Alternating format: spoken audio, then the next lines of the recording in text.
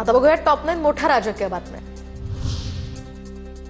भाजपनं केलं तर अमर प्रेम आणि आम्ही केलं तर लव जिहाद कसं? एकत्र यायचं नसतं तर एकत्र आलोच नसतो।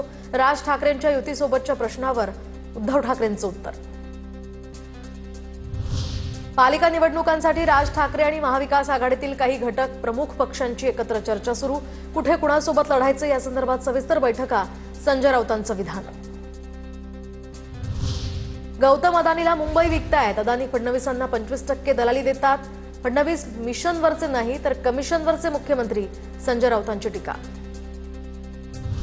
तर Devendra Fadnavis man on mission तर राऊत मॅन ऑफ कमिशन। राऊतांनी अलिबागमध्ये 10 प्लॉट कसे खरेदी केले याचा आमच्याकडे सातबारा। नवनाथ बन यांचं राऊतांना प्रत्युत्तर। गौतमी पाटीलला उचलायचं की नाही? चंद्रकांत पाटलांचा डीसीपींना फोन। डीसीपीला सूचना देतानाचा चंद्रकांत पाटलांचा व्हिडिओ व्हायरल। तर कार रिक्षा अपघात प्रकरणी रिक्षा चालकाच्या मुलीनं चंद्रकांत पाटलांची भेट घेतली होती।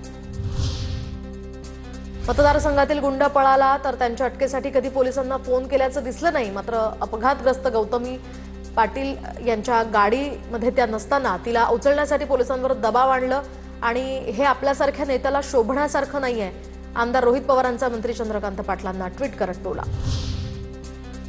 अपघात प्रकरणी पुणे पोलिसांची गौतमी पाटीलला नोटीस। अपघाताचे सर्व सीसीटीव्ही फुटेज द्या। गौतमी पाटीलला अटक करा। जखमी रिक्षा चालकाच्या कुटुंबियांची मागणी। पुण्यामध्ये गौतमी पाटीलच्या कारनं रिक्षाला धडक दिल्याच्या प्रकरणात जखमी व्यक्तीच्या नातेवाईकांना सिंहगड रोड पोलिसांनी सीसीटीव्ही फुटेज दाखवले। तर खेड शिवापूर टोल नाका, नवले ब्रिज पेट्रोल पंप आणि एका हॉटेलमधील सीसीटीव्ही फुटेज दाखवलं। केंद्रीय गृहमंत्री अमित शहा अहिल्यानगर दौऱ्यावर। तर आज अमित शहांचा अहिल्यानगरमध्ये मुक्काम। तर उद्या सकाळी साई दर्शनानं त्यांच्या दौऱ्याची सुरुवात होणार। शहांच्या दौऱ्याच्या पार्श्वभूमीवर शिर्डीमध्ये जय्यत तयारी।